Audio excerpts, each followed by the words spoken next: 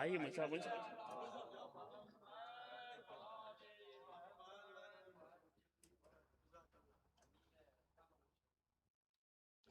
گزارش ہے حجت الاسلام المسلمین آگائی حافظ قرآن زیب غول غربی سے وہ آئیں مولا کی بارگاہ میں نذرانہ عقیدت پیش کریں، ان کا استقبال بآواز بلند صلوات.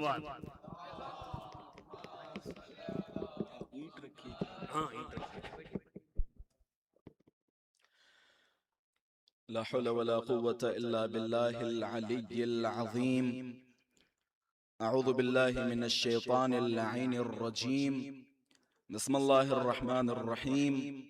الحمد لله رب العالمين، والحمد لله الذي نور قلوبنا بمحبة علوية، والحمد لله الذي جعلنا من المتمسكين بولاية المرتضوية، والحمد لله الذي فرض مودته على العربية والعجمية وعلى مبلغ رسالاته الإلهية سيدنا ومولانا ومولى الثقلين جد الحسن والحسين أبي القاسم مصطفى محمد.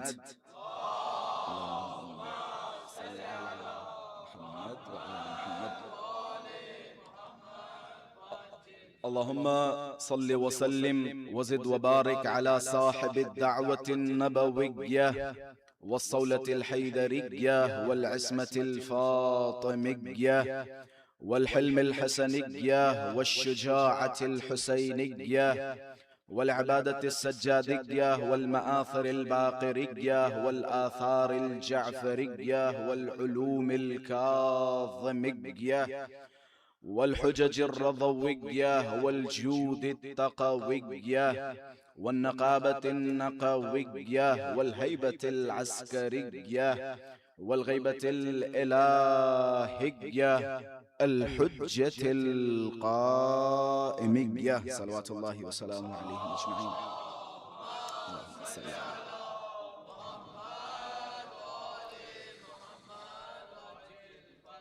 السلام عليك يا علي بن موسى الرضا المرتضى، روحي وأرواح العالمين لتراب مقدمه الفداء. اللهم عجل لوليك الفرج والعافية والنصر، واجعلنا من أعوانه وأنصاره. أما بعد، فقد قال الله تبارك وتعالى في محكم كتابه ومتقن خطابه: بسم الله الرحمن الرحيم. قل لا أسألكم عليه أجرا إلا المودة في القربى. صدق الله العلي العظيم. صلوات. اللهم صل على محمد. سب سے پہلے آپ سب کی بارگاہ میں امام رضا علیہ السلام کی شہادت کے پرسوز موقع پر تعزیت و تسلیت عرض کرتے ہیں. ہم سب کی طرف سے امام زمانہ عجل اللہ تعالی فرجہ الشریف کی خدمت میں تعزیت و تسلیت دعا گو ہیں. پروردگارہ امام زمانہ کے ظہور میں تعجیل فرما، ہم سب کو مولا کے اعوان و انصار میں شمار فرما، ہم سب کے دلوں کو معرفت اور نور علم اہل بیت اطہار علیہ السلام سے منور فرما. ایک صلوات پڑھے محمد و آل محمد کی ذات. محمد.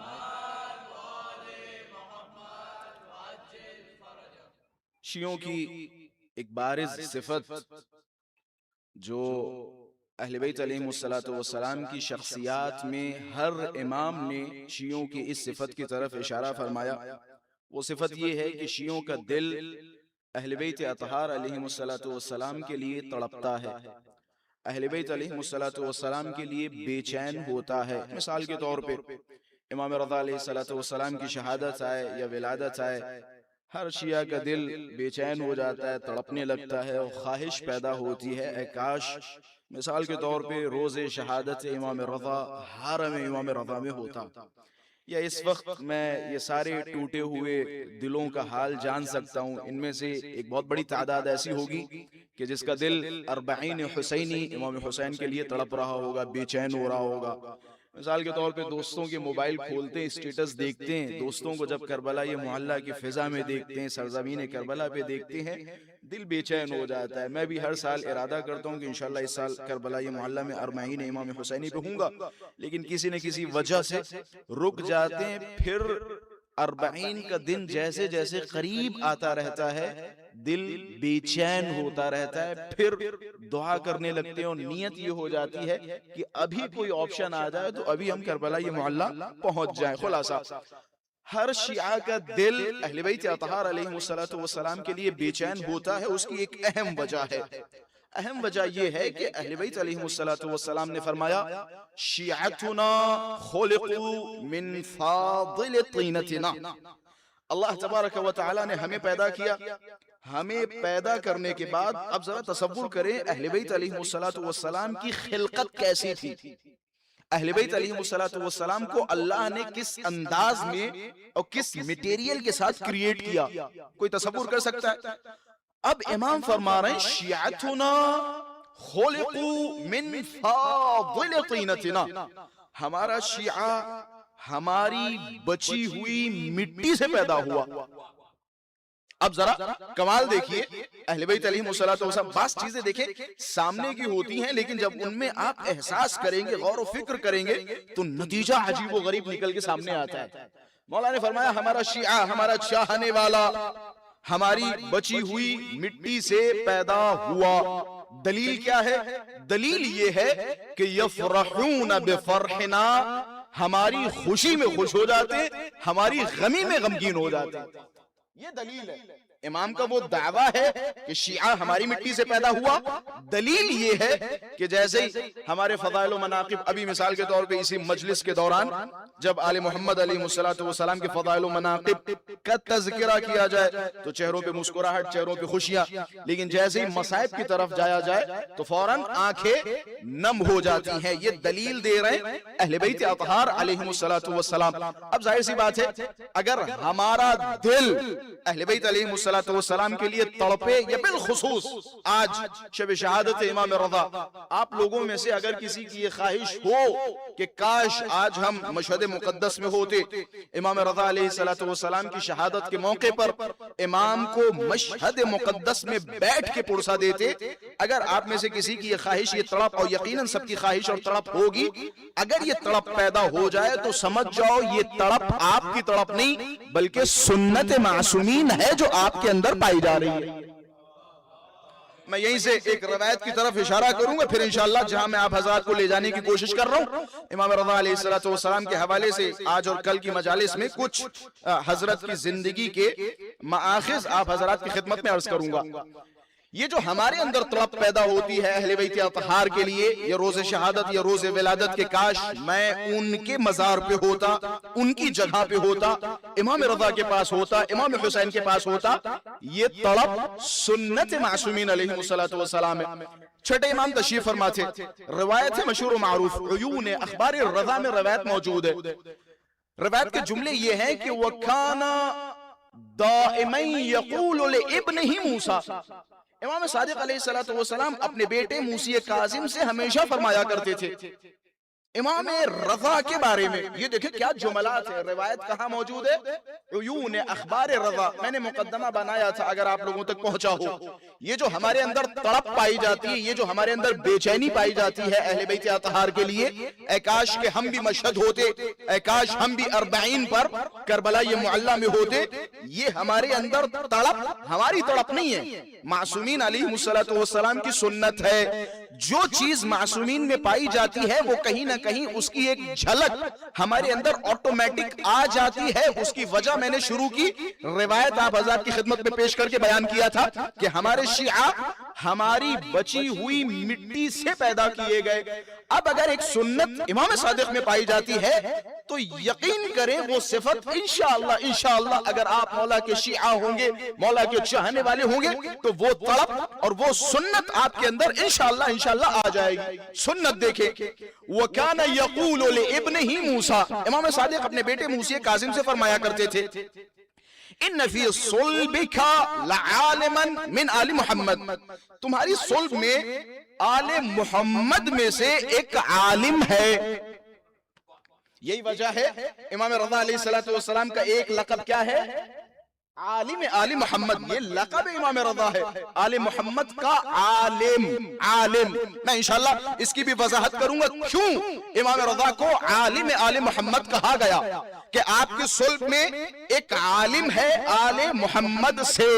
انہو لسمیع امیر المؤمنین، اور اس کا نام وہی ہوگا جو ہمارے اور آپ کے جد علی کا نام ہے. سبحان اللہ، اس کا نام علی کے نام پہ ہوگا. اب دیکھیں امام صادق کی تمنا، امام صادق کی تمنا، کیوں نہ آپ کے اندر تمنا پیدا ہو. امام صادق فرما رہے امام کاظم سے کہ تمہاری صلب میں ایک بچہ ہے کہ جس کا نام علی ہوگا اور وہ عالم آل محمد ہوگا. پھر مولا فرماتے یا لیتنی ادرکتو، اے کاش میں بھی اسے دیکھ پاتا. سبحان اللہ، اے کاش میں بھی امام رضا کو دیکھ پاتا. میں نے پوری تاریخ میں، علماء حضرات تشریف فرمائے، میں نے پوری تاریخ میں 2 تمنائیں دیکھی کسی امام کے لیے. ایک امام صادق کی تمنا امام زمانہ کے لیے، لو ادرکتہ لخدمتہ ایام حیاتی، اے کاش میں امام زمانہ کے دور میں ہوتا جس دور میں آپ ہیں، اے کاش میں امام زمانہ کے دور میں ہوتا تو میں اپنی زندگی کا ایک حصہ امام زمانہ کی خدمت کرتا. ایک یہ تمنا، اور دوسری تمنا اے کاش میں امام رضا کو دیکھ پاتا. اور یہی وجہ ہے امام رضا علیہ السلام کی ولادت ہے 148 کی، اور امام صادق علیہ السلام کی شہادت بھی 148 کی ہے.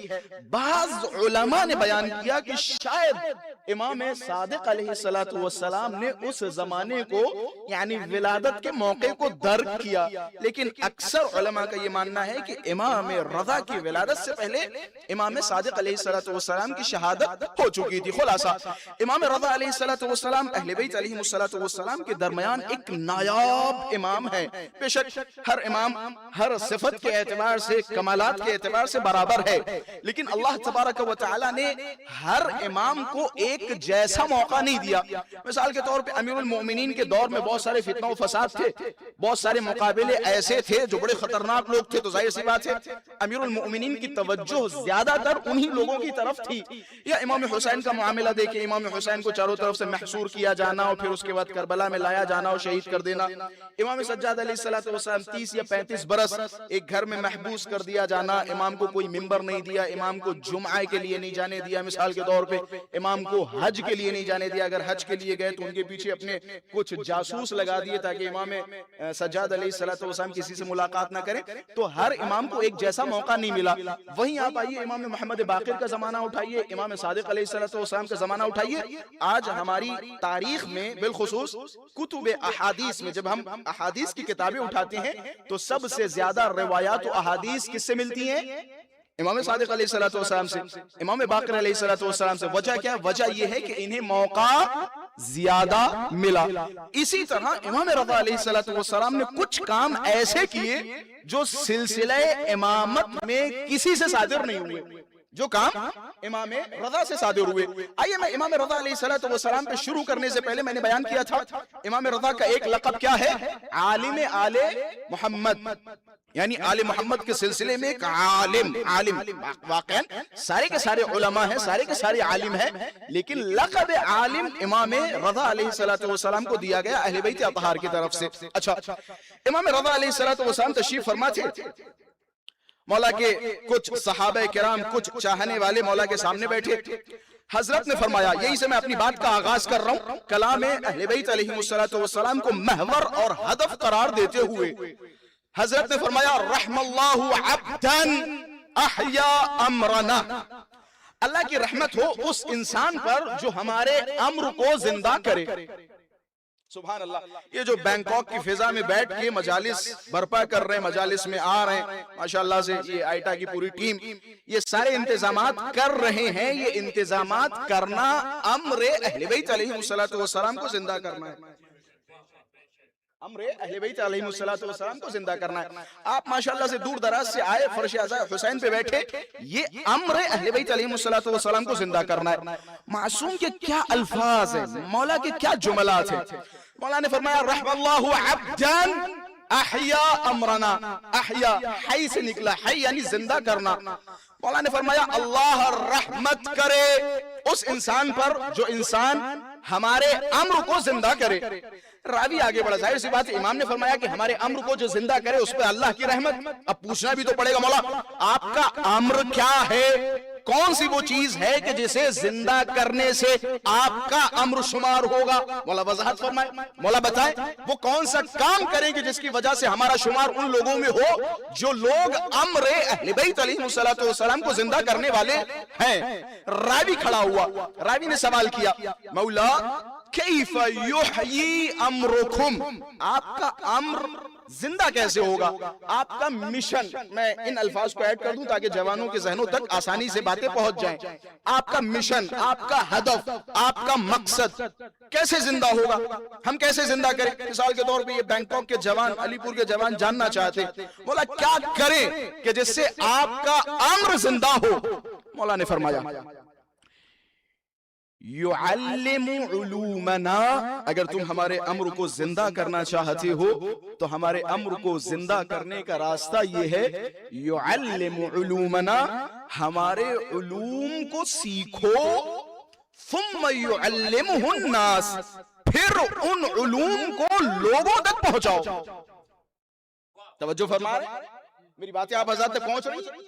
ہمارا امر کیسے زندہ ہوگا, ہمارے علوم کو سیکھو, سیکھو.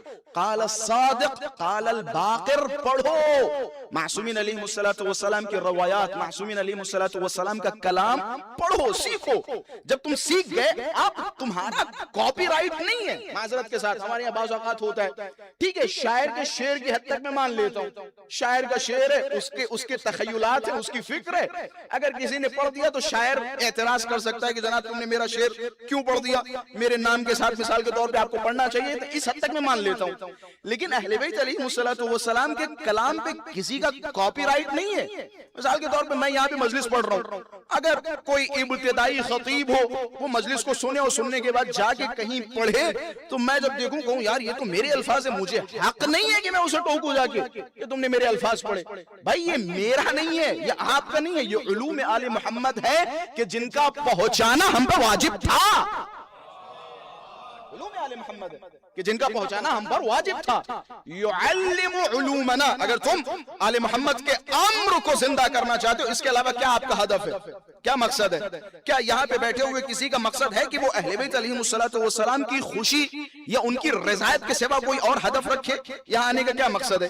یہاں آنے کا کیا کسی کا مقصد ہے؟ مجھے یقین ہے, اطمینان ہے, کسی کا مقصد نہیں ہے کہ وہ مثال کے طور پہ دال چاول یا ایک کٹورا بریانی یہاں پہ لینے کے لیے حاضر ہوا. ماشاءاللہ سے اللہ نے آپ سب کو نوازا ہے, 2 ٹائم کا کھانا آپ ہوٹل سے لے کے کھا سکتے ہیں. کسی کو حاجت نہیں ہے ایک مثال کے طور پہ بسکٹ کے پیکٹ کی, کسی کو حاجت نہیں ہے, یہ میرا یقین ہے. یہاں پہ انسان آتا ہے کس لیے؟ تاکہ اپنے دل کو پاک کر سکے, اہل بیت علیہ السلام سے اپنے دل کو جوڑ سکے. یہی مقصد ہے نا, یہی ہدف ہے نا. مولا فرما رہے ہیں یہ ہدف اگر تمہارا ہے تو میں تمہیں طریقہ بتاتا ہوں. تم اپنے آپ کو پاک کرنا چاہتے ہو, تم اپنے آپ کو مجھ سے قریب کرنا چاہتے ہو, قریب کرنے کا راستہ یہ ہے کہ تم ہمارے امر کو زندہ کرو. مولا امر کیا ہے؟ امر یہ ہے کہ ہمارے علوم سیکھو, سیکھنے کے بعد وہ علوم لوگوں تک پہنچاؤ. ثم یعلمہ الناس, لوگوں کو پہنچاؤ. اچھا مولا میں نے پہنچایا تھا, فار ایگزامپل ایک بندے خدا مجھے ایئرپورٹ پہ ملا, میں نے پہنچایا, لیکن اس نے مجھے 2-3 گالیاں دی اور کہ تم سے میں نے پوچھا تھا, تم نے بتایا مجھے. مولا میں نے بتانے کی کوشش کی لیکن اس نے نہیں سنا. مولا نے فرمایا تمہارا کام بتانا ہے, تمہارا کام بتانا ہے. ڈنڈے کے زور پہ تبلیغ سیرت اہل بیت علیہ السلام کے خلاف ہے. تبلیغ ڈنڈے کے زور پہ نہیں ہوتی, بعض اوقات ہوتا ہے. معذرت کے ساتھ قبلہ تشریف فرمائے, ہم لوگ بعض اوقات بڑے غصے اور بڑے غیظ اور بڑے غضب میں ذلیل کر دیتے ہیں کبھی کبھی ایک مومن کو, ایک آزادار کو. اہل بیت علیہ السلام نے فرمایا تمہارا حق نہیں ہے ممبر میں بیٹھ کے مثال کے طور پہ کسی کو ذلیل کرو. آپ کو اگر پتا ہے کہ یہ عیب مثال کے طور پہ بعض جوانوں میں پایا جاتا ہے تو اچھے الفاظ میں پہنچانے کی کوشش کروں, انڈائریکٹ بات کروں, میں کہیں سے ادھر ادھر گھما کے ایک اچھے انداز سے وجادلہم باللتی ہی احسن, یہ طریقہ ہے پہنچانے کا تبلیغ کا. امام حسین علیہ السلام کی مشہور و معروف جملات یقیناً آپ لوگوں کی نظر میں ہوں گی, انما خرجت لطلب الاصلاح فی امت جدی, ہے یا نہیں مشہور و معروف, یہاں تک آپ لوگوں نے سنے. اس کے بعد کے بھی جملات ہیں مولا کے. مولا نے فرمایا اريد ان امر بالمعروف وانهى عن المنکر, ماشاءاللہ سے یہاں تک یاد ہے. بعد میں بھی ایک جملہ ہے, مولا نے فرمایا فمن قبلنی بقبول الحق فاللہ اولى بالحق, جو مجھے قبول کر لے, یہ سمجھ کے مجھے قبول کر لے کہ میں حق ہوں. سبحان اللہ. یعنی مجھے یہ سمجھ کے نہ قبول کرے بشرفی, بحسبی, بمالی, باولادی, مثال کے طور پہ کیونکہ امام حسین رسول کے نواسے اس وجہ سے حسین کو قبول کیا جائے. مولا نے فرمایا نہیں, مجھے میرے والد کی وجہ سے قبول نہ کرو, مجھے میرے جد کی وجہ سے قبول نہ کرو, مجھے اس وجہ سے قبول کرو کہ حسین ہی حق ہے. مجھے حق مان کے قبول کرو, حق مان کے قبول کرو. اگر تم نے قبول کر لیا تو ٹھیک ہے, اللہ تمہاری آخرت بہتر فرمائے, تمہاری دنیا بہتر فرمائے, تم نے مجھے قبول کر لیا.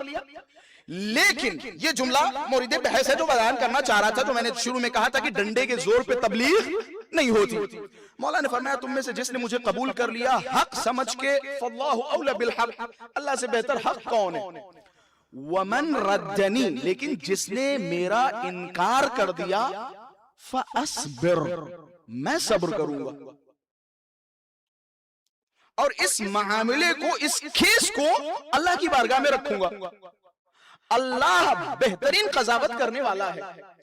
میں امام حسین کے ان جملات سے بڑا لطف لیتا ہوں اور کوشش کرتا ہوں کہ ان جملات کو بار بار دہراتا رہوں, کیونکہ ہم لوگوں سے غلطیاں ہوتی ہیں, لغزشیں ہوتی ہیں. کبھی کبھی تبلیغ کے نام پہ اتنا ذلیل کر دیتے ہیں جا کے لوگوں کو, پھر جب یہ جملہ نظروں سے گزرتا ہے اپنے آپ کو تھوڑا سا روکا جاتا ہے, کنٹرول کیا جاتا ہے. مولا میں نے کیا کر دیا, یہ جوان ہے, یہ بچے, مثال کے طور پہ ایک باپ اپنی اولاد کی تربیت کیسے کرتا ہے, باپ کیسے کرتا ہے, کتنا بہترین طریقہ, بہترین انداز ہوتا ہے. اسی طرح ایک عالم دین کا فریضہ, عالم دین کی ذمہ داری ہے کہ وہ اچھے طریقے سے جوانوں کے درمیان اپنی باتوں کو پہنچائے.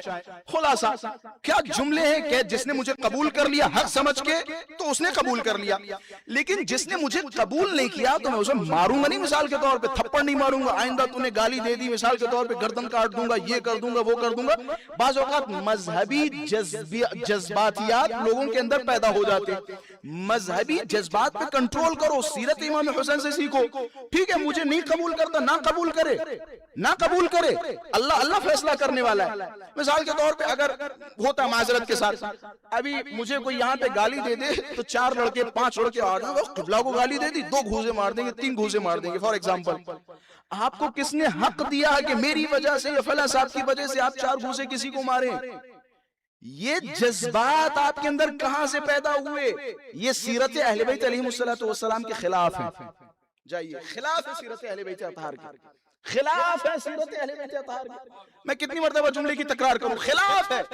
مولا کو برا بھلا کہہ رہے, مولا فرما رہے فاصبر, میں صبر کروں گا. معذرت کے ساتھ میں نے اسی سال لندن کی ایک مجلس میں جملہ کہا تھا, لوگوں نے بڑا پسند کیا تھا. میں نے کہا اسلام کو سب سے زیادہ نقصان امر بالمعروف و نہی از منکر کے غلط استعمال سے ہوا. اگزامپل دوں, آپ لوگوں کو قریب کر دوں. ابھی ایران کے پاس میں چھوٹا سا ملک ہے افغانستان, وہاں پہ ایک حکومت ہے. وہ جو کام کر رہے ہیں کس پرچم اور کس عنوان کے تحت کر رہے ہیں؟ مثال کے طور پہ انہوں نے پابندی لگائی کہ خواتین علم نہیں حاصل کریں گے. ان سے پوچھو کیوں؟ وہ حدیث سنانے کی کوشش کریں گے. سمجھ رہے میری باتوں کو؟ وہ امر بالمعروف اور نہی از منکر کے غلط استعمال کی وجہ سے اسلام کی غلط تصویر پیش کر رہے ہیں.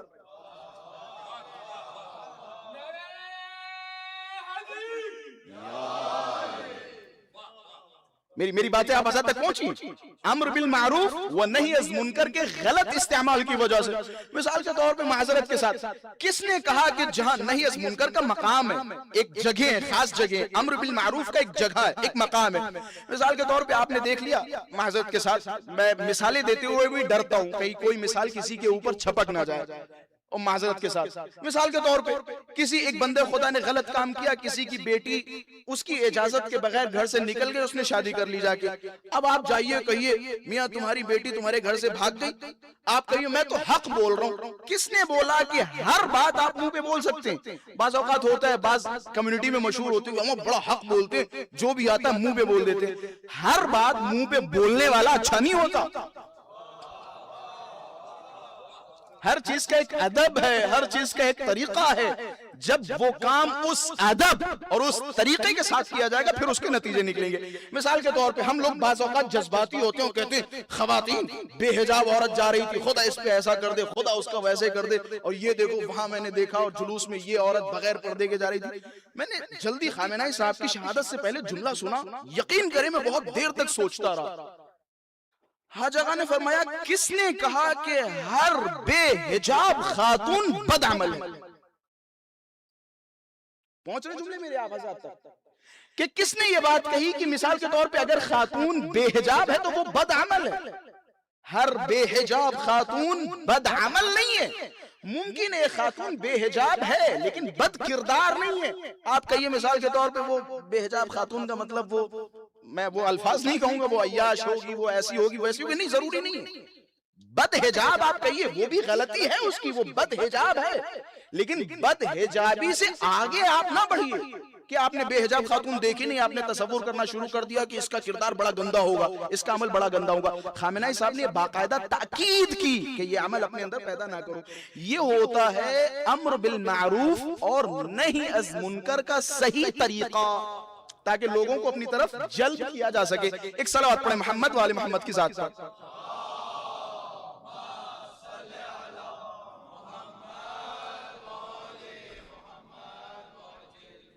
آئیے بات کو وہیں پہ لے کے چلتا ہوں. رحم اللہ عبدا احیا امرنا، اللہ کی رحمت ہو اس انسان پر جو ہمارے امر کو زندہ کرے. راوی نے سوال کیا مولا کیف یحیی امرکم، آپ کا امر زندہ کیسے ہوگا؟ حضرت نے فرمایا ہمارے علوم کو سیکھے، یعلم علومنا، ہمارے علوم سیکھے، ثم یعلمہ الناس، پھر ہمارے علوم کو لوگوں تک پہنچائے، لوگوں کو سکھائے، لوگوں کو بتائے. جناب آپ مثال کے طور پہ نماز میں سستی کا مظاہرہ کر رہے ہیں، آپ کا مولا نماز کے بارے میں یہ فرما رہا ہے. آپ مثال کے طور پہ جھوٹ بول رہے ہیں، آپ کا مولا یہ فرما رہا ہے. آپ مثال کے طور پہ نمازوں میں، عزاداریوں میں، جلوسوں میں، مجلسوں میں تاخیر سے آ رہے ہیں، یا آپ کی آنکھوں سے گریا نہیں نکل رہا ہے، آپ کی آنکھوں سے آنسو نہیں نکل رہے، مولا نے آنسوؤں کے حوالے سے یہ فرمایا علوم آل محمد کو نشر کریں.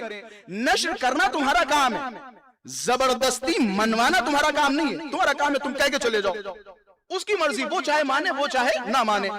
مولا نے فرمایا جب تم ہمارے علوم کو نشر کرو گے اس کا نتیجہ کیا نکلے گا میں بتاتا ہوں. نتیجہ یہ نکلے گا لو علم الناس محاسن کلامنا لاتبعونا، اگر لوگوں کو ہمارے کلام کی خوبصورتی، ہمارے کلام کی حقیقت کا علم ہو گیا تو لوگ آٹومیٹکلی ہمیں فالو کرنے لگیں گے.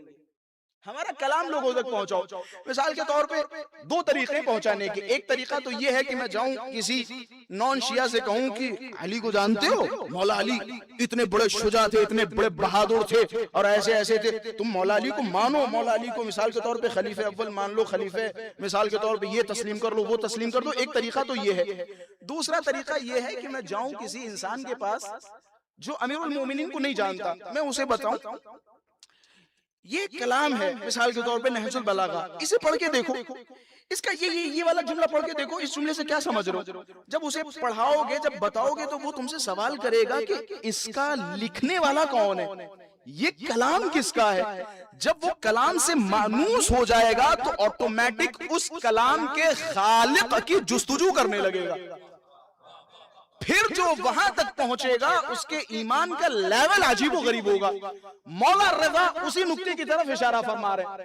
مولا رضا نے فرمایا لو علم الناس محاسن کلامنا لاتبعونا، اگر لوگوں کو ہمارے کلام کی حقیقت، ہمارے الفاظ کی حقیقت کا اندازہ ہو گیا تو وہ لوگ ہمیں فالو کرنا شروع کر دیں گے. ہمارا کلام، امام رضا سے جو ملاتے ہیں، ہمارا کلام ہے جو دلوں کو زندہ کرتا ہے. ان کلامنا یحیی القلب، ہمارا کلام، ہمارے الفاظ، ہمارے جملات دلوں کو زندہ کرتے ہیں. جس طرح کچھ چیزیں ایسی ہوتی ہیں کہ جو انسان کے دلوں کو مردہ کرتی ہیں. مولا نے فرمایا ثلاثۃ تمیت القلب، تین چیزیں ایسی ہیں کہ جن سے انسان کا دل مردہ ہو جاتا ہے. کون سی تین چیزیں؟ پہلی چیز المحادثۃ مع النساء، پہلی چیز یہ ہے کہ جو انسان کثرت سے عورتوں سے بات کرتا ہے اس کا دل مردہ ہو جاتا ہے.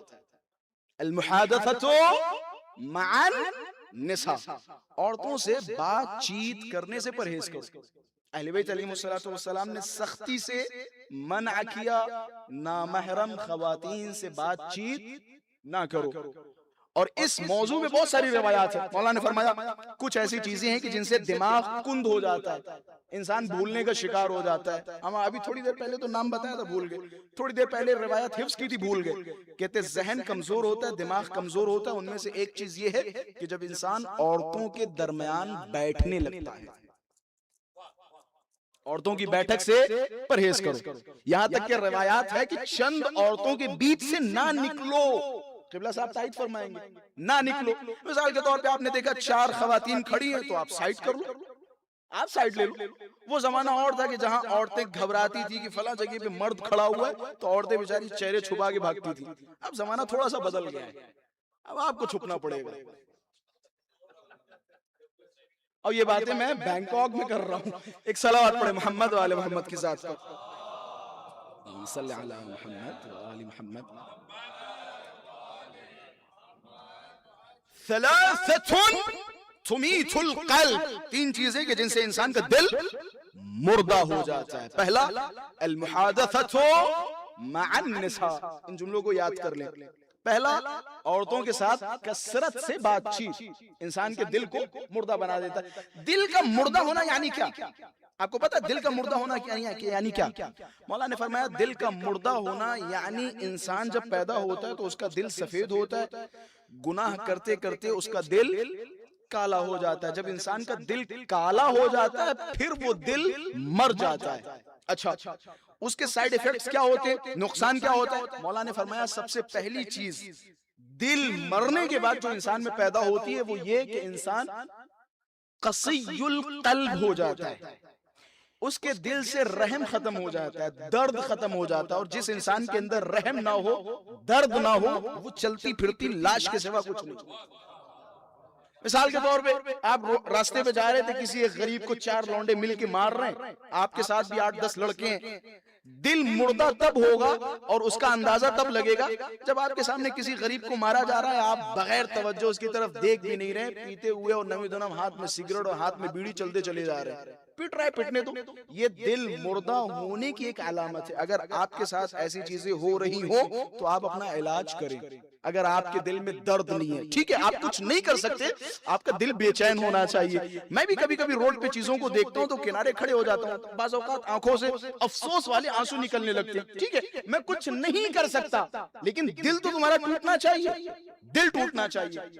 پہلی چیز جو انسان کے دل کو مردہ کر دیتی ہے وہ عورتوں سے بات چیت. مولانا نے فرمایا عورتوں سے بات چیت سے پرہیز کرو. دوسری چیز المجالسۃ مع الامراء، امیروں کے ساتھ زیادہ بیٹھک نہ رکھو. کیوں؟ اس کی وجہ ہے. مولا نے فرمایا بعض اوقات اس میں غلطی امیروں کی نہیں ہے، پرابلم تمہاری طرف سے. غور فرما رہے، پرابلم تمہاری طرف سے. مولا نے فرمایا بعض اوقات تم کسی امیر کے پاس بیٹھو گے تو مومن ہوگے، نکل کے آؤ گے کافر ہو جاؤ گے. مولا وہ کیسے کہ جو تم بیٹھے اس کے پاس پہنچے، ماشاءاللہ سے اس کے ہاتھ میں 1 کروڑ کی ہیرے کی انگوٹھی آپ نے دیکھی، بہترین گاڑی دیکھی، بہترین گھر دیکھا. جب آپ نے سب کچھ دیکھا تو نکلتے وقت سر کھجانے لگے، پروردگارا سب کچھ اس کے پاس ہے، ہمارے پاس کچھ بھی نہیں. کہ جب تم بیٹھے تھے مومن تھے، لیکن جب کسی امیر کے پاس سے اٹھے تم کافر بن گئے، کافر بن گئے۔ تم اپنی اللہ نے جو تمہیں نعمتیں نوازی ان نعمتوں کو تم نے بھلا دیا۔ اللہ نے تمہیں کان دیے، اللہ نے تمہیں یہ منہ دیا، اللہ نے تمہیں 2 ہاتھ دیے مثال کے طور پہ، اللہ نے جو کچھ تمہیں دیا ہے نا اس پر شکر ادا کرنا شروع کرو۔ جناب موسیٰ سے، بس میں جلدی جلدی باتوں کو ختم کر رہا ہوں، جناب موسیٰ سے اللہ نے فرمایا کہ موسیٰ تمہارے ساتھ ایک بندہ ہوگا جنت میں، کہ میرے ساتھ، میں دیکھنا چاہتا ہوں کون ہوگا میرے ساتھ جنت میں۔ فرمایا فلاں فلاں مقام پہ وہ انسان بیٹھا ہوا ہے۔ جناب جبرائیل آئے، موسیٰ کو لیا، لے کے چل دیے۔ اب ظاہر سی بات ہے، ذرا تصور کریں علی پور والوں، تھائی لینڈ والوں، مجھے بتاؤ اگر یہ کہا جائے کہ موسیٰ کے ساتھ جنت میں ایک انسان ہوگا، موسیٰ کے کمرے میں، آنکھیں بند کر کے سوچئے تو آپ کے ذہن میں کیسی تصویر آئے گی؟ میں نے مثال کے طور پہ کہا کہ فلاں علامہ صاحب کے ساتھ، مثال کے طور پہ میرا یہ چھوٹا بھائی، یہ میرا بڑا بھائی فلاں علامہ کے ساتھ ہوگا، تو آنکھیں جب بند کریں گے تو فوراً تصور آئے گا کہ ماشاءاللہ سے ہاتھ میں تسبیح ہوگی، سر پہ ٹوپی ہوگی، نماز جمعہ میں پابندی کریں گے، مغرب و عشاء میں پابندی کریں گے، قرآن پڑھنے والا ہوگا، یہی سارے تصور آئیں گے نا، یہی سارے تصور آئیں گے نا، ظاہر سی بات ہے۔ جب جناب موسیٰ سے فرمایا گیا کہ تمہارے ساتھ ایک بندہ ہوگا جو اسی شہر میں رہتا ہے، جنت میں تمہارے کمرے میں ہوگا، موسیٰ کے اندر اشتیاق بڑھا کہ پروردگار میں ملنا چاہ رہا ہوں، دیکھنا چاہ رہا ہوں وہ کون انسان ہے۔ جبرائیل لے کے گئے، کچھ دریاؤں کو پار کیا، جنگلوں کو پار کیا، ایک ویرانے میں پہنچے تو ایک آدمی کنارے پڑا ہوا تھا، سڑا گلا ہوا۔ میں ذمہ داری کے ساتھ یہ الفاظ استعمال کر رہا ہوں، سڑا گلا ہوا۔ میں کہوں گا شاید جناب موسیٰ جب جا رہے ہوں گے نا تو موسیٰ کے ذہن میں آ رہا ہوگا مثال کے طور پہ کسی پہاڑ پہ، کسی غار میں کوئی عبادت کرنے والا ہو، روزے رکھنے والا ہوگا، ہاتھ میں لمبی لمبی تسبیح ہوں گی، ہزار دانوں والی مثال کے طور پر، یہ سارے عمل کرنے والا ہوگا۔ جب موسیٰ پہنچے کہ جبرائیل کہاں ہے وہ جو میرے ساتھ جنت میں ہوگا، کہ یہی تو ہے، کہ یہ میں اپنے الفاظ میں کروں، یہ کہ اس کی حالت کہ پیر سڑے ہوئے، بدبو آ رہی ہے، آنکھیں پھوٹی ہوئی ہیں، صرف ایک آنکھ ہے، کانوں سے بہرا ہے، ہاتھ آدھے آدھے کٹے ہیں، دنیا کی ہر بیماری اس کے بدن میں، کہ یہ آدمی تمہارے ساتھ جنت میں ہو، کہ ہاں یہ آدمی تمہارے ساتھ جنت میں ہوگا۔ کہ پروردگارہ اس کی صفت تو بتا، اس کی کوالٹی تو بتا کہ کس وجہ سے یہ جنت میں ہوگا۔ کہ ابھی دیکھو سب کچھ تباہ و برباد تھا نا، پورے بدن سڑا ہوا ہے، ایک آنکھ سلامت تھی، کہ تھوڑی دیر میں ایک کیڑا آیا، آنکھ پہ لگا، آنکھ چلی گئی، صرف آنکھ بچی تھی، آنکھ چلی گئی۔ جیسے ہی آنکھ گئی فوراً سجدے میں گرا کہ پروردگارہ تیرے لاکھ لاکھ شکر، کم سے کم سانسیں تو چل رہی ہیں، کہ کم سے کم سانسیں تو چل رہی ہیں۔ جناب موسیٰ نے جب یہ کیفیت دیکھی کہ پروردگارہ حق بنتا ہے کہ یہ انسان میرے ساتھ جنت میں ہو، حق بنتا ہے۔ آپ کسی کے پاس بیٹھے، کسی کے پاس بیٹھے واپس آئیں، آپ اس کی امیری کو نہ دیکھیں، آپ یہ دیکھو کہ اللہ نے تمہیں کیا کیا دیا تمہاری اوقات کے حساب سے۔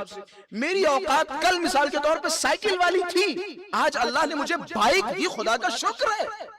آپ مرسیڈیز پہ کیوں نظریں جمائے بیٹھے؟ آپ اس بات کو تو دیکھو کہ کل میرے پاس سائیکل تھی، آج میرے پاس بائک ہے۔ یہ تصور کرو کہ جس کے پاس آج مرسیڈیز ہے، کل اس کے پاس بائک تھی، کل اس کے پاس بائک تھی۔ کہ خلاصہ زندگی اگر جینی ہو تو اپنے سے بڑے کو دیکھ کے زندگی نہ گزارو، اپنے سے چھوٹوں کو دیکھ کے زندگی گزارو گے تو ہمیشہ خوش رہو گے، بڑوں کو دیکھ کے زندگی گزارو گے تو ہمیشہ انزائٹی کا شکار ہو جاؤ گے۔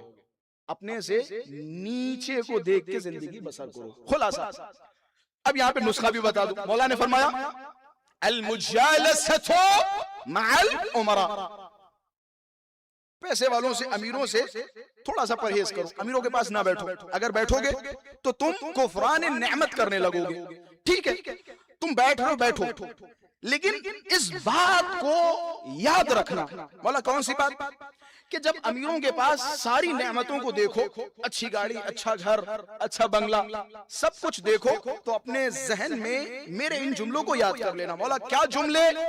کہ فی حلالہا حساب وفی حرامہا عقاب، اللہ نے جو کچھ اسے دیا اگر یہ حلال ہے تو اس کا حساب و کتاب دینا ہوگا، اگر حرام ہے تو اس کی سزا ملے گی۔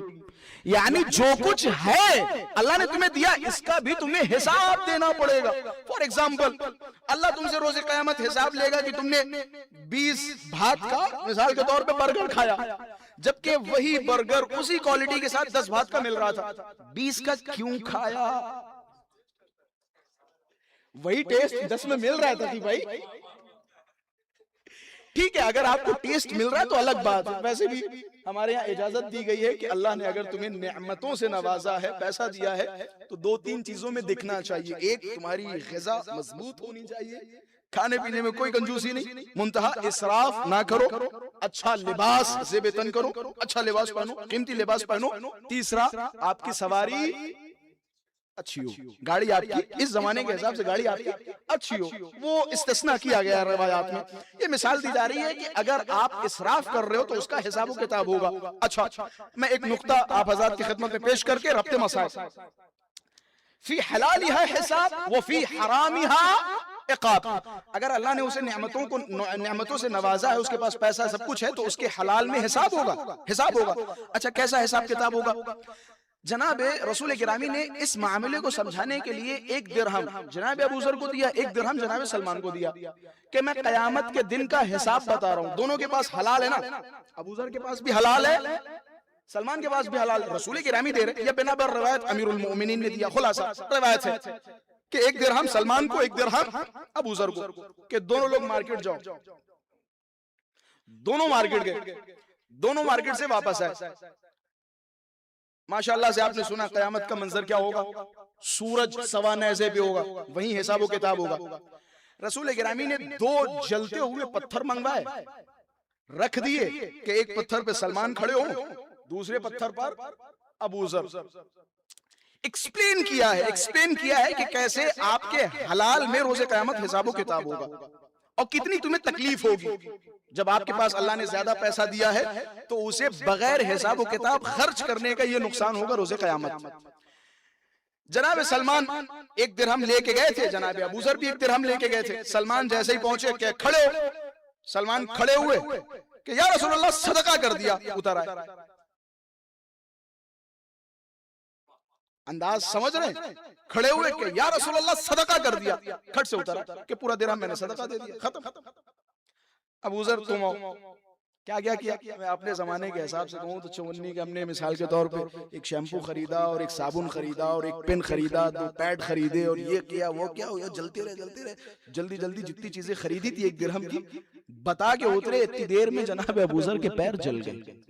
رسول گرامی نے فرمایا یہ حلال تھا نا, میں نے تمہیں دیے تھے نا, لیکن اس کے باوجود تم حساب و کتاب میں وقت لگوا رہے ہو کہ روز قیامت تم جب زیادہ بغیر حساب و کتاب ادھر بھی کہ زیادہ خرچے کرو گے تو روز قیامت تمہیں ایسے ہی حساب و کتاب دینے پڑیں گے, کہ خداوند متعال کی بارگاہ میں تمہیں حساب و کتاب دینا پڑے گا. کیا تسلی دی, فی حلالہا حساب وفی حرامہا عقاب. وہی ایک اور روایت ہے امام رضا علیہ السلام سے, جس میں حضرت نے فرمایا جو کچھ تم راہ خدا میں کرتے ہو, راہ خدا سے مراد مسجد نہیں ہے, معذرت کے ساتھ, راہ خدا سے عزاخانہ نہیں ہے. بعض اوقات جب بھی کار خیر کی بات ہوتی ہے تو مومنوں کے دل و دماغ میں صرف ایک ہی تصور ہوتا ہے, مسجد بنوا دیں, عزاخانہ بنوا دیں. ٹھیک ہے, یہ چیزیں بھی ضروری ہیں, لیکن سب سے پہلی ذمہ داری ہوتی ہے کہ انسان اپنے اہل خانہ کو دیکھے. آپ مثال کے طور پہ دلی, ممبئی, بعد میں کسی کی مدد کریں, پہلا فرض ہے کہ آپ اپنے رشتہ داروں کو دیکھیں, آپ اپنے اہل خانہ کو دیکھیں. رشتہ داروں سے اٹھیے تو آپ اپنے شہر کے لوگوں کو دیکھیں. یہی معاملہ کو صدقہ اور زکوٰۃ کے حوالے سے بھی ہے نا, پہلے شہر میں دیکھیں, جب آپ کو شہر میں نہ ملے پھر آپ کہیں دوسری جگہ جائیں. یہ سب کا فرض ہے. خلاصہ میں حدیث کو مکمل کروں اور ربط مسائل. ثلاثۃ تمیت القلب, 3 چیزیں کہ جن سے انسان کا دل مردہ ہوتا ہے. پہلا کیا تھا, المحادثۃ مع النساء, یہ تو کوئی نہیں ملے گا. عورتوں سے بات چیت کرنا انسان کے دل کو مردہ کر دیتا ہے. اور دوسرا المجالسۃ مع الامراء, امیروں کے ساتھ بیٹھنا. تیسرا المجالسۃ مع الانزال, یہ لفظ اتنا زبردست ہے، میں انشاءاللہ کل اس کی وضاحت کروں گا، فی الحال صرف ترجمہ کر دوں۔ حضرت نے فرمایا گھٹیا لوگوں کے پاس بیٹھنے سے انسان کا دل مردہ ہو جاتا ہے، گھٹیا لوگوں کے پاس بیٹھنے سے۔ اس گھٹیا کی ڈیفینیشن بہت لمبی چوڑی ہے، اس گھٹیا لفظ کو سمجھانے میں میرے خیال سے ٹائم لگے گا، لیکن اس گھٹیا لفظ کا صرف ایک معنی بیان کر دوں اور میرے خیال سے یہی پہ مجلس تمام ہوگی۔ مولا سے پوچھا گیا یہ انزال کون ہے؟ حضرت نے فرمایا جو علی سن کے ہضم نہ کر پائے وہ گھٹیا ہے۔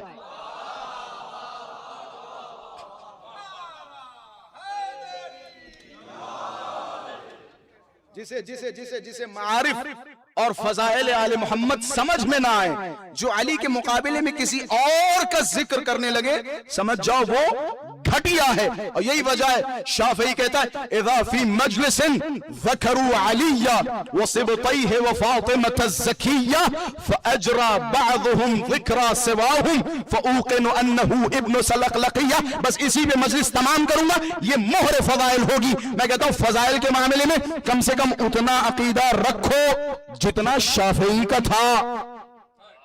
شافعی کہتا جب بھی کسی مجلس میں علی اور اولاد علی کا تذکرہ ہوتا ہے تو بعض گھٹیا لوگ کھڑے ہو جاتے ہیں، علی و فاطمہ کی جگہ کسی اور کا تذکرہ چھوڑ دیتے ہیں۔ بھائی توجہ کہ جب بھی علی و فاطمہ کا ذکر ہو بعض گھٹیا لوگ علی و فاطمہ کی جگہ کسی غیر کا تذکرہ چھوڑ دیں۔ یہ شافعی کا عقیدہ بیان کر رہا ہوں، زیغم غربی کا نہیں۔ شافعی کہتا ہے جب بھی یہ لوگ یہ کام کرنے لگتے ہیں تو مجھے یقین ہو جاتا ہے وہ کسی بدذات عورت کا بیٹا ہے۔ شافعی کہتے جب علی کے مقابلے میں کسی غیرے کے فضائل چھیڑ دے تو سمجھ جاؤ کسی بدذات کا بیٹا۔ مثال کے طور پہ روایت مشہور و معروف انا مدینۃ العلم وعلی بابها، میں شہر علم علی اس کا دروازہ۔ آپ جب کسی کے سامنے بیان کرو نا روایت، یہ روایت کیا اور بھی روایت ہے کیا، فلاں صاحب اس کی چھت ہے، فلاں صاحب اس کی کنڈی ہے، فلاں صاحب اس کی دیواریں، مثال کے طور پہ یہ وہ لوگ ہیں جنہیں علی کا ذکر ہضم نہیں ہوتا، اور یہ کبھی اپنی زبان سے نہیں کہیں گے، کبھی نہیں کہیں گے۔ ان سے جب کہو نا ہم بھی علی کو مانتے ہیں، ہم بھی علی سے محبت کرتے ہیں، کبھی اپنی زبان سے نہیں کہیں گے، لیکن ان کی حرکتیں بتاتی ہیں کہ انہیں علی ہضم نہیں ہو رہے۔ ان کی حرکتیں، ان کا انداز بتاتا ہے۔ مثال کے طور پہ آپ اچھی اچھی روایتیں سنائیے۔ امیر المومنین، آپ کے ماشاءاللہ سے سوشل میڈیا کا دور ہے، ایک شاعر کھڑا ہوا اسٹیج پہ امیر المومنین کے فضائل و مناقب بیان کر رہا ہے، اشعار پڑھ رہا ہے، تو کوئی صاحب کھڑے ہو کے کہہ رہے یہ شیعوں والے اشعار کیوں پڑھے جا رہے ہیں؟ مطلب تمہیں اندر سے علی ہضم نہیں ہو رہے، یہی مسئلہ ہے، یہی مسئلہ ہے، یہی وجہ ہے کہ اہل بیت علیہ السلام نے فرمایا۔ میں انشاءاللہ کل مأمون کو کس طرح سے فضائل امام رضا ہضم نہیں ہوتے تھے اور کیسے کیسے مأمون نے پروپیگنڈے کیے اور کیا امام رضا اور مأمون کے درمیان مناظرات کا لیول تھا، انشاءاللہ کل بیان کروں گا۔ امام رضا اہل بیت علیہ السلام کی شخصیات میں ایک عجیب و غریب امام، میں جملہ یہیں سے کہہ کے مصائب کی طرف، جہاں رسول گرامی کو آخری لمحہ کاغذ و قلم نہ دیا گیا ہو، امام رضا نے ایسا کیا کیا، یا امام رضا سے پہلے امام باقر امام صادق نے ایسا کیا کیا کہ ایک طرف وہ ماحول کہ جہاں رسول گرامی فرما رہے ہیں قلم و کاغذ دو میں کچھ لکھ دوں، تو سامنے سے جواب آ رہا ہے ان الرجل لیہجر، یہ نعوذ باللہ بوڑھا آدمی سٹھیا گیا ہے۔ تھوڑے دنوں کے بعد 100 سال 110 سالوں کے بعد ماحول اتنا بدل گیا، جہاں رسول اللہ کو کاغذ و قلم نہ دیا گیا ہو، وہی امام رضا جب نیشا پور پہنچ رہے 24,000 لوگ قلم و کاغذ لے کے کھڑے ہیں کہ مولا کچھ بولو۔ کیا بدلا ہے امام نے ماحول کو؟ جہاں رسول گرامی کے جنازے میں گنتی کے لوگ تھے، وہیں امام رضا نے ایسا کیا کیا کہ پورا خراسان کالا ہو گیا، پورے خراسان میں سیاہ پرچم۔ میں جب بھی امام رضا علیہ السلام کے مصائب پڑھتا ہوں تو میں یہ سمجھتا ہوں کہ امام رضا اور امام حسین سے بہت ساری چیزیں ملتی جلتی ہیں، اور میں اگر شیخ مفید کے جملے آپ حضرات کی خدمت میں بیان کروں تو شیخ مفید کا یہ نتیجہ ہے کہ امام رضا علیہ السلام نے رسماً مجالس حسین کا انعقاد کیا۔ اس سے پہلے لفظ مجلس تھا اور بہت ساری چیزیں ہوتی تھی، لیکن حسین کے لیے لفظ مجلس کا اختصاص امام رضا علیہ السلام نے کیا. یہی وجہ امام رضا فرمایا کرتے تھے ابن الشبیب ان کنت باکیا لشیء فابکی للحسین. تو کسی چیز پہ رونا چاہتا ہے، تیرے گھر میں کوئی مر گیا تو اپنی میت پہ رونا چاہتا ہے، اپنی میت پہ گریا نہ کر، میرے بچوں پہ گریا کر، میرے بچوں پہ گریا کر. تمہارے گھر میں کسی جوان کی فوتگی ہو گئی ہے، جوان کے لاشے کو دیکھ کے کربلا کے جوان کو یاد کر. کسی چیز پہ رونا چاہتے ہو تو حسین پہ گریا کرو. حسین کو مظلومانہ انداز سے مارا گیا، ظلم و ستم سے مارا گیا. امام رضا علیہ السلام اور امام حسین میں بہت ساری چیزیں ملتی جلتی ہیں. پہلی چیز جو امام حسین سے ملتی ہے وہ مدینہ چھوڑنا. جب امام حسین نے مدینے کو چھوڑا، روایت کے الفاظ ہیں کہ امام حسین اپنی ماں زہرا کی قبر پہ اس طرح سے دوڑے کہ جس طرح سے ایک چھوٹا بچہ اپنی ماں کی آغوش کی طرف بھاگتا ہے، کہ حسین زہرا کی قبر کی طرف دوڑے. جناب سیدہ سلام اللہ علیہ کی قبر سے لپٹے اور لپٹنے کے بعد فرمایا اماں خدا حافظ، اب یہ تیرا بیٹا حسین واپس نہ آئے گا. روایت کے جملے ہیں امام حسین بار بار روضہ رسول پہ جاتے تھے، رسول اللہ کی مزار کو چومتے تھے، رسول اللہ کے روضے کو چومتے تھے، رسول اللہ کی قبر کو چومتے تھے، قبر رسول سے لپٹ جاتے تھے، لپٹ لپٹ کے روتے تھے، یا رسول اللہ میں غریب ہو گیا، یا رسول اللہ مجھے مدینہ چھوڑنا پڑ رہا ہے. امام حسین کو مدینے سے محبت تھی. روایت کے الفاظ ہے جب امام حسین نے مدینہ چھوڑا تو امام حسین کی یہ کیفیت تھی. اب آئیے امام رضا کی طرف. امام رضا حالت نماز میں ہیں، لعین آیا، امام رضا کو دھکا دیا، امام رضا مصلی پہ گرے. امام رضا اٹھے، لعین نے پیغام پہنچایا کہ تجھے مامون نے طلب کیا ہے. امام رضا علیہ السلام جب آمادہ ہوئے خراسان جانے کے لیے، میں ذمہ داری کے ساتھ الفاظ بیان کر رہا ہوں، شاید یہی پہ میں مجلس کا اختتام کروں گا. امام رضا علیہ السلام جب مدینے کو چھوڑنے کے لیے آمادہ ہو گئے، امام نے اپنی بہنوں کو بلایا. امام کاظم کی بیٹیاں تھیں، 16 یا 17 بیٹیاں تھیں. امام رضا نے اپنی ساری بہنوں کو بلایا. بلانے کے بعد کہ میرے لیے بڑا سخت و دشوار ہے کہ میں مدینے کو چھوڑوں، مجھے مدینے سے بڑی محبت ہے، مجھے مدینے سے بڑا پیار ہے. لیکن امام رضا نے اپنی بہنوں کو بلانے کے بعد فرمایا کہ اے میری بہنوں، میری خواہش ہے کہ تم لوگ مدینے میں ہی میری زندگی میں میرے سامنے میرا نوحہ کرو. جملہ دے رہا ہوں آپ حضرات کی خدمت میں. یہی وجہ ہے جب آپ زیارت امام رضا میں پڑھیں گے تو ایک جملہ ہے السلام علی من امر، سلام ہو اس امام پر کہ جس امام نے اپنی زندگی میں ہی نوحہ پڑھنے کا حکم دیا. یعنی میری غربت پہ گریا کرو، مجھ پہ رو، مجھ پہ آنسو بہاؤ. میں ہاتھوں کو جوڑوں گا. اے امام رضا، ایک آپ ہیں جو فرما رہے ہیں کہ میری زندگی میں مجھ پہ گریا کرو. جب آپ سے پوچھا گیا مولا ایسا کیوں، حضرت نے فرمایا جب مجھے زہر دیا جائے گا، جب مجھے مارا جائے گا، میرے پاس کوئی نہ ہوگا، نہ بہن ہوگی، نہ بھائی ہوگا، نہ بیٹا ہوگا. عالم غربت میں مجھے مار دیا جائے گا، میرے سرہانے کوئی نہ ہوگا. میں ہاتھوں کو جوڑوں گا. مولا یہی فرق ہے آپ کی مصیبت میں اور حسین کی مصیبت میں. آپ نے فرمایا میری زندگی میں مجھ پہ گریا کرو کیونکہ مرنے کے بعد تم میں سے کوئی نہ ہوگا. لیکن دوسری طرف حسین ہے، جب خواتین روتی تھی، زینب روتی تھی، رقیہ روتی تھی، سکینہ روتی تھی، حسین آگے بڑھتے تھے اے میری لاڈلی سکینہ ابھی گریا نہ کر، ارے میرے بعد تجھے تماچے کھانے ہیں. اللہ اکبر، اللہ اکبر. خدا کوئی غم نہ دے سوائے غم مظلوم کربلا کے. تمہیں مارا جائے گا، میرے مرنے کے بعد تمہارا امتحان شروع ہوگا. میرے مرنے کے بعد تمہیں بازاروں میں لے جایا جائے گا، میرے مرنے کے بعد تمہیں دربار میں لے جایا جائے گا. ابھی زندگی میں میرے سامنے گریا نہ کرنا. ایک یہ امتیاز. دوسرا امتیاز اور ہے، جب امام رضا کو زہر دے دیا گیا نا، کل انشاءاللہ میں شہادت بیان کروں گا، جب مولا رضا کو زہر دے دیا گیا نا، مولا رضا جیسے ہی مأمون کے دربار سے نکلے گھر پہ تشریف لائے، روایت کے جملے ہیں ابا صلت ہروی نے امام رضا کو کمرے میں بٹھا دیا، امام نے اندر سے کمرہ بند کر لیا۔ ابا صلت کہتے تھوڑی دیر کے بعد میں نے کسی کی آواز سنی، جب میں نے دروازہ کھولا تو کیا دیکھا، امام رضا کے فرزند امام جواد سرہا میں بیٹھے ہیں۔ امام جواد سے جیسے ہی میں نے سوال کیا، امام جواد نے فرمایا جب بھی کوئی امام دنیا سے جاتا ہے آخری لمحات اس کے بعد والا امام اس کے پاس آتا ہے تاکہ اسرار امامت سونپ سکے، میں یہاں پہ بھی ہاتھوں کو جوڑوں گا۔ اے مولا رضا، آپ جب بستر مریضی پہ تھے، امام رضا آپ جب بستر مریضی پہ تھے، امام جواد خدائے اسرار امامت لے کے گئے، لیکن کربلا میں بیٹا آیا نہیں، باپ بیٹے کے پاس گیا، ارے خیمہ اجڑا ہوا ہے، جیسے ہی بیٹے کے پاس امام حسین پہنچے، اے سجاد خدا حافظ، بابا کیا ہوا؟ اکبر کہاں ہے؟ قد قتل، اکبر کو مار دیا، حبیب کو مار دیا۔ ارے بیٹا حق تو یہ ہے اصغر کے گلے میں دی۔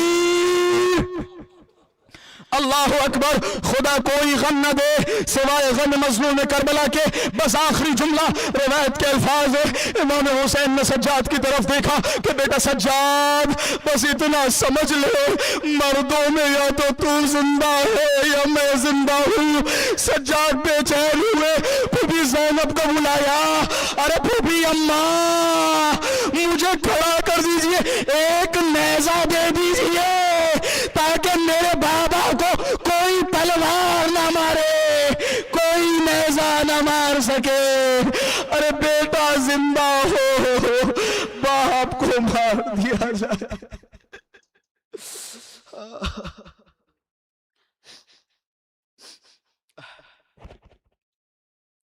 الا لعنت اللہ علی القوم الظالمین، انا للہ وَإِنَّا إِلَيْهِ رَاجِعُونَ رَضًا بِقَضَائِهِ وَتَسْلِيمًا لِأَمْرِهِ۔